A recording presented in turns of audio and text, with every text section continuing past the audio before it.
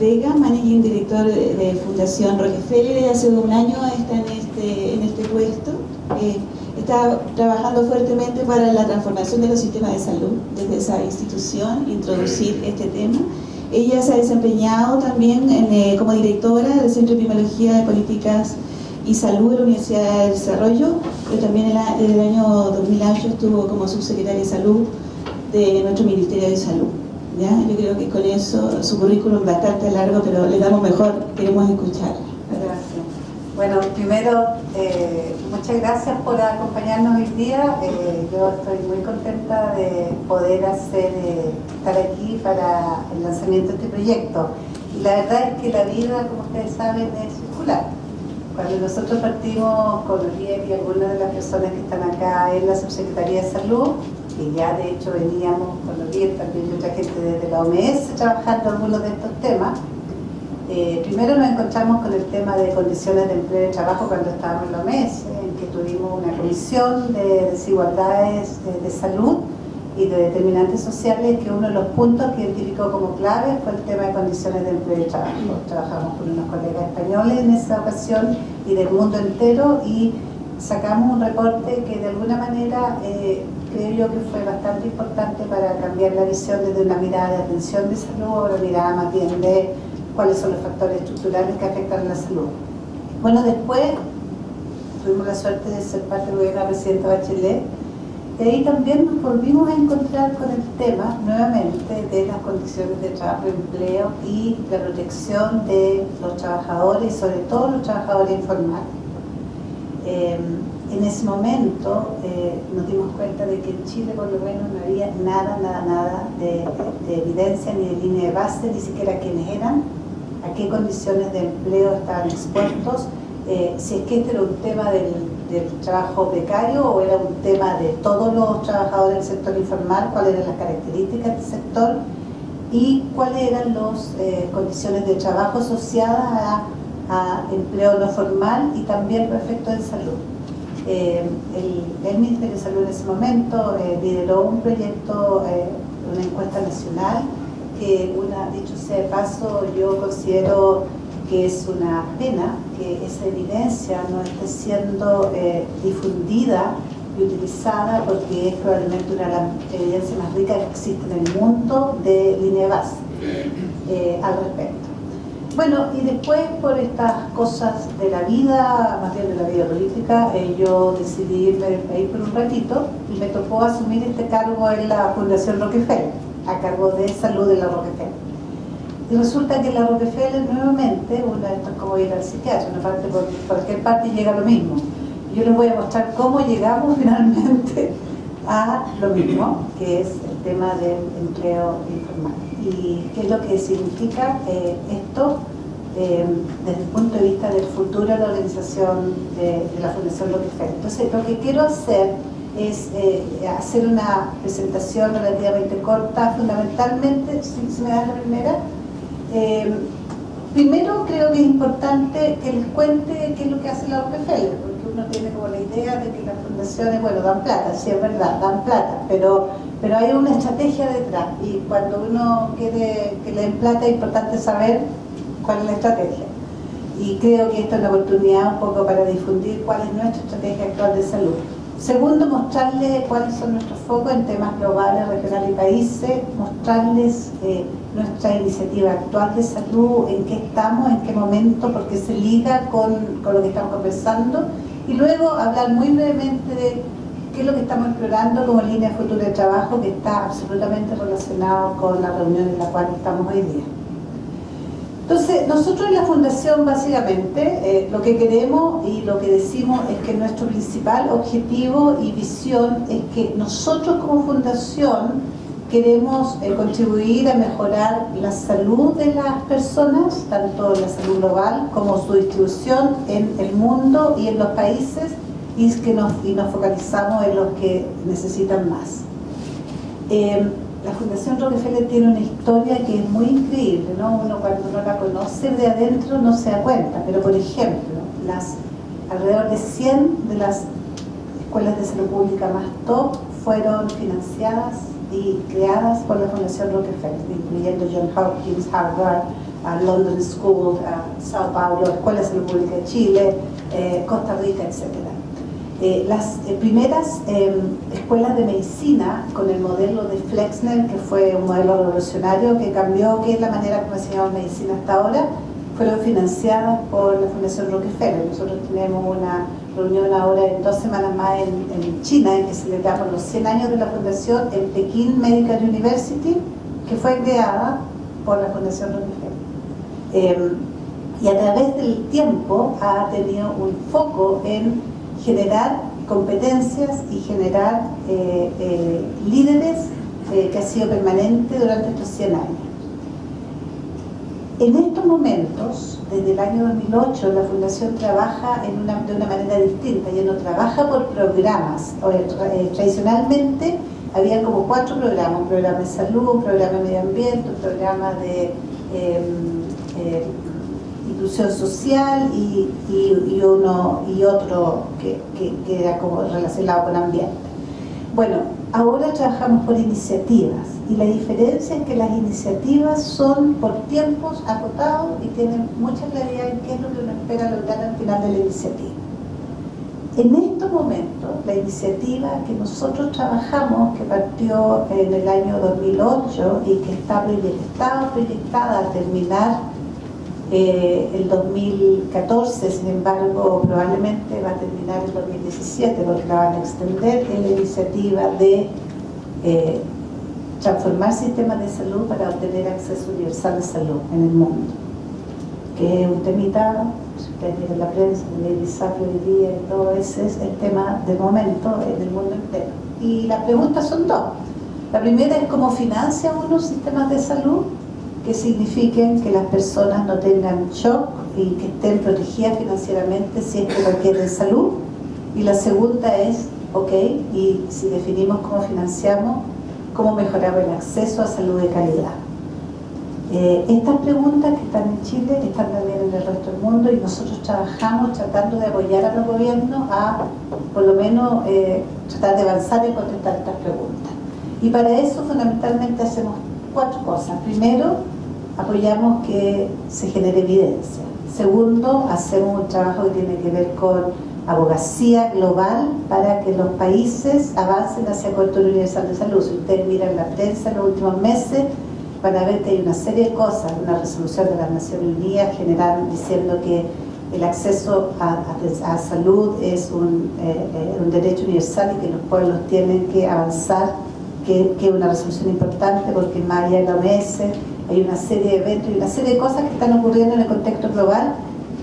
La gran mayoría de eso nosotros estamos apoyando con gente y financieramente también. Trabajamos con otras fundaciones y otros grupos. Trabajamos, por ejemplo, con todas las agencias bilaterales, con la agencia inglesa, con Gates, con muchas otras fundaciones, y en ese trabajo conjunto ponemos recursos juntos. Por ejemplo, con el IDRC, que es la agencia canadiense, para yo no sé si algunos de ustedes van a participar, hay un seminario de salud global mañana y pasado mañana. Una de las conversaciones que queremos tener es cómo podemos apoyar y juntar recursos junto a ellos. De hecho, este ámbito es un ámbito que conversamos con el IDRC para ver si ellos apoyaban. Ellos tienen un pequeño problema en este momento político para poder apoyar esta área de trabajo dado el tipo de gobierno, pero estamos tratando de avanzar en el tema. Así. Entonces, en el ámbito de lo que trabajamos en este momento, que me voy a focalizar un par de minutos en eso, ¿qué es lo que ocurre con el tema de acceso universal a la salud? Lo primero que ocurre es que nosotros tenemos en el mundo que alrededor de 150 millones de personas tienen gastos catastróficos financieros en salud, y 100 millones al año entran en pobreza dado a gastos relacionados con salud. De los 47 países que tienen el menor ingreso en el mundo, en 33 de ellos el pago directo por servicio es más del 50% del total de los costos de salud. O sea, esto que uno va al ISAPRE que paga, aparte de lo que le cuesta el ISAPRE, le cubre esto y el otro, el FONASA le cubre esto y el otro, En la mayoría de los países son más del 50%. En el caso chileno, depende de cómo uno lo mida, pero estamos alrededor del 18% incrementándose. Y sobre todo, depende si uno incluye o no incluye medicamentos, lo que se incluye medicamentos es mucho más. Y lo otro es que el acceso a la salud, el acceso a la atención de salud de calidad, las brechas entre los más pobres y los más ricos está aumentando en el tiempo en todos los países. Hay acceso de primera y de segunda. Chile es el paradigma de eso. Digamos, hay un acceso de primera para el 25%, entre comillas primera, porque ni siquiera, digamos, hay un acceso de tercera para el 25% de la población, y los otros tienen un acceso incluso peor porque está, entre otras cosas, fundamentalmente subfinanciado el sistema. Así es. Entonces, cuando uno habla de acceso universal en esta discusión que estamos teniendo en Chile y todo, y la discusión global, uno habla básicamente de tres dimensiones. Primero, ¿a quién cubre? O sea, acceso universal significa cubrimos al 100% de la población. Segundo, ¿cómo lo cubre? En otras palabras, ¿cómo financia? Financia por impuestos generales, financia por mecanismos contributivos, es decir, que la gente contribuye a un espacio de su salario, financia por impuestos específicos, tabaco, qué sé yo. Y tercero, ¿qué servicios cubre? Cubre un poquitito de servicios básicos, cubre unos pocos servicios, pero mucho más. ¿Cuál es lo que se llama la estructura del paquete o del plan, como se llama, el plan garantizado? ¿Qué es lo que es la estructura? Y esa es la discusión. Y la discusión que estamos teniendo hoy día aquí tiene que ver fundamentalmente con el tema del financiamiento, que en el fondo, ¿cómo financia? Nosotros en Chile tenemos un sistema contributivo, es decir, 7% que ponen todas las personas, pero, y aquí es donde se engarza con el proyecto, las personas que están en empleo formal. Y el problema es que la tendencia en el mundo es a que el empleo formal va a ser cada vez menor y las formas de empleo informal va a ser cada vez mayor. Y la pregunta es, ¿cómo cubrimos y cómo financiamos esa estructura que es bastante distinta a la estructura actual? Así es. Bueno, solo voy a poner 2 diapos más y después la otra me la voy a saltar porque quiero explicar cómo se marca este proyecto. Entonces, ¿cuáles son los problemas que tenemos? El primer problema, que lo puse en rojo, que tiene que ver con este proyecto, es ¿qué cubrimos? Y la pregunta es, ¿sistemas contributorios o no contributorios? En otras palabras, ¿por impuestos 100% o por cotización u otra forma de contribución voluntaria o no voluntaria? Y esta pregunta no es menor, porque significa una estructura de financiamiento totalmente distinta. Yo, en mi opinión, yo creo que esta es una pregunta que llega al momento de plantearse en Chile, digamos. De nuevo, revisar el hecho de cómo vamos a financiar en el futuro considerando el aumento del empleo informal. Segundo, como dije, nos preocupamos de ir profundo, pero con foco, o nos preocupamos de ir universal primero, cubriendo menos. Y tercero, ¿cuál es el balance entre atención primaria, secundaria y terciaria, que no es menor? Y por supuesto, las decisiones que los países están haciendo en estos momentos tienen que ver primero cómo aumenta la caja, cuáles son lo que se llama el espacio fiscal para salud.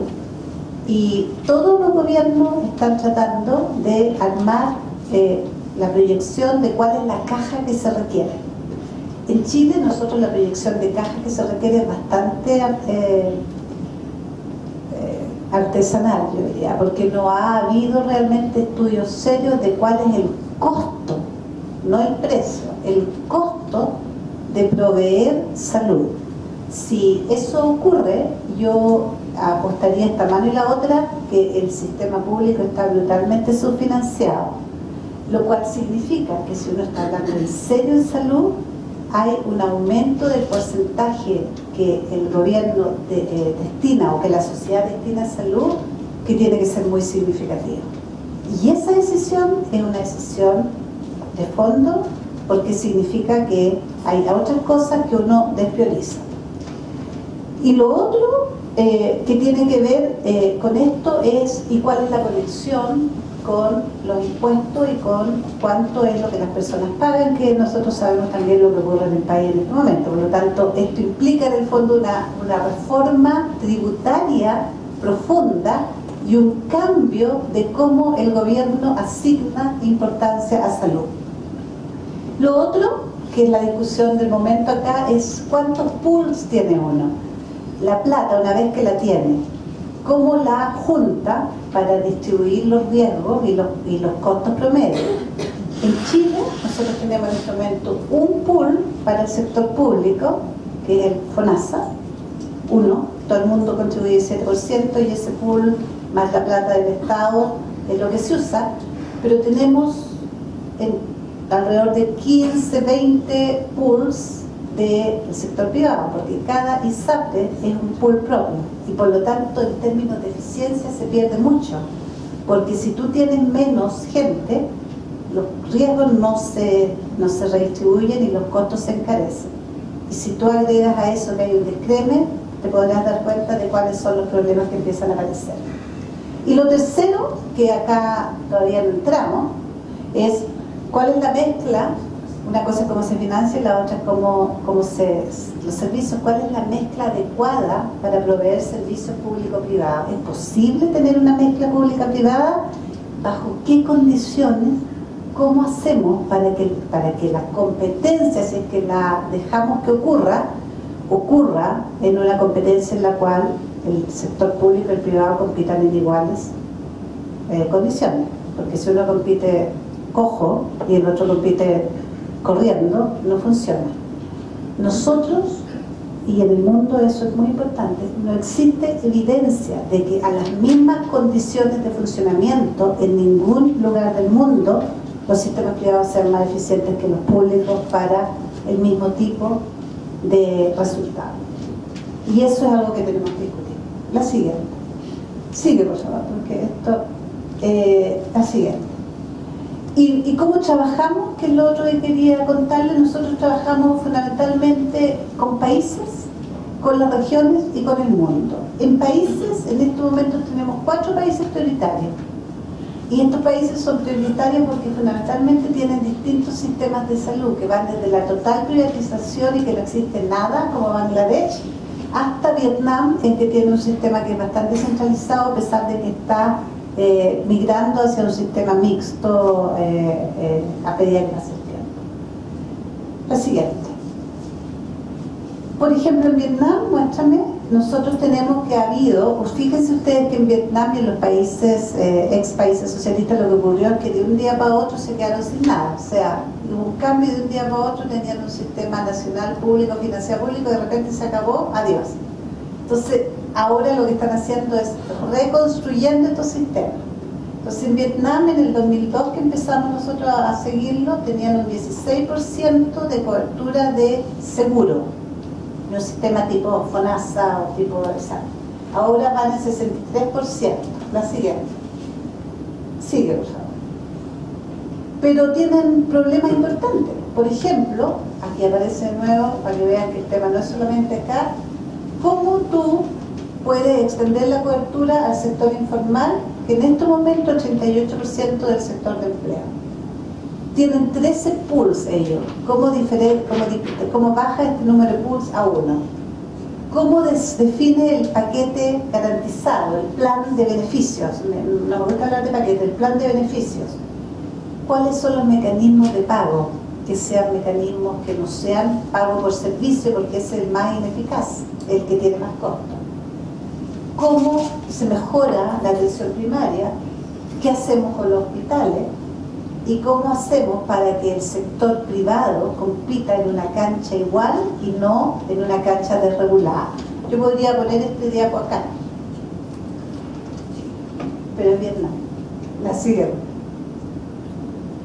Entonces, por ejemplo, si ellos logran aumentar al 70%, significa que tienen 24 millones más con acceso a atención de salud. La siguiente.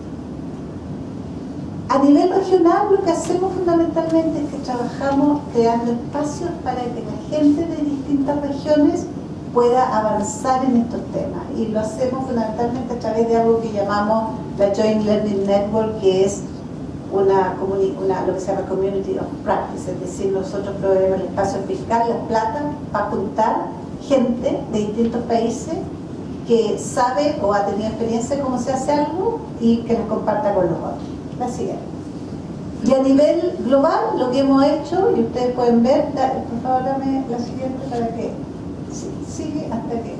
Nosotros lo que hemos hecho fundamentalmente es que nos hemos dedicado al más puro estilo lobista, a hacer lobby con la OMS, con las Naciones Unidas y con la agenda post objetivos del milenio, para que el acceso universal a salud esté en la agenda global y que eso sea con objetivos concretos y específicos y tiempos concretos y específicos en todo el mundo. La siguiente. Bueno, ¿dónde estamos en THS, en esta iniciativa? Nosotros tenemos hasta ahora, de los 100 millones que tenemos de dólares asignados, estamos más o menos, yo diría, nos hemos gastado como el 90% de las platas. Y las platas las hemos gastado, como ustedes ven ahí, 68% de lo que teníamos destinado para esta abogacía global la tenemos gastada, 64% de lo que teníamos destinado para cómo uno regula y lidera la relación entre lo público y privado lo tenemos gastado, el componente de e-health 60% y el componente financiero donde menos tenemos gastado. Pero lo que vamos a hacer ahora en marzo, para que ustedes sepan, es que vamos a ir a nuestro board y vamos a pedir un aumento de recursos, y muy probablemente lo vamos a obtener, y vamos a pedir extender esta iniciativa hasta el 2017. O sea, hay espacio todavía en la Rockefeller para buscar aprendizajes que tengan que ver con cómo uno resuelve los problemas de acceso universal de salud. Importante, nosotros no trabajamos con Latinoamérica, no está priorizado, está priorizado Asia y África. Entonces, ¿cómo trabajamos con Latinoamérica? O sea, tiro, nosotros el chileno echa la regla, echa la trampa. Lo que hacemos es que planteamos las cosas que ocurren en Latinoamérica como recopilación de experiencia útil para otros países o como experiencias señeras para otros países, y decimos que es parte de nuestro impacto global. La lógica de este proyecto es exactamente esa. La siguiente. Entonces, ¿cuál es el futuro? El futuro, nosotros en este momento estamos revisando nuestra estrategia de salud en la Rockefeller y estamos explorando las áreas de trabajo futuro. Una de las áreas que estamos explorando tres. Una de las áreas que estamos explorando, que de hecho mañana tenemos como una reunión para definir si seguimos adelante o no con esta área, es el área de la salud de los trabajadores informales.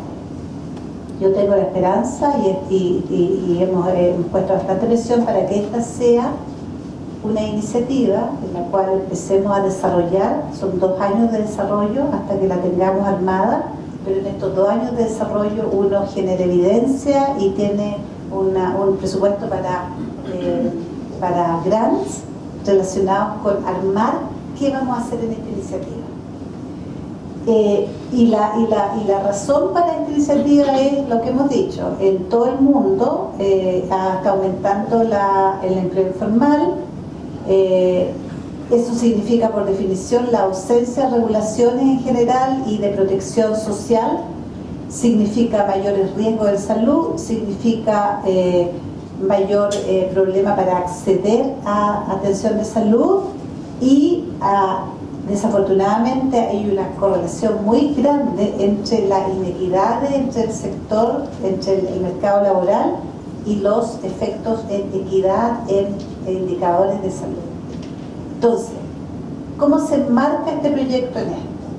¿Qué es lo que dijimos nosotros? Nosotros dijimos, ok, necesitamos por lo menos tener una línea de base de qué se trata este tema, empezar a conversar, empezar a ver para poder saber de qué se trata.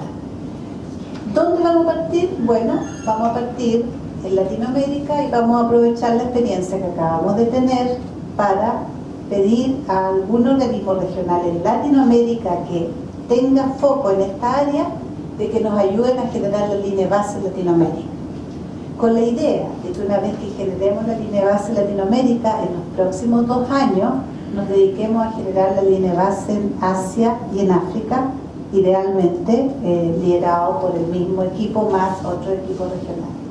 Entonces, lo que estamos lanzando hoy día es la primera parte de esta línea base, que es la línea base para Latinoamérica, y eso es lo que a continuación nos van a explicar de qué se trata.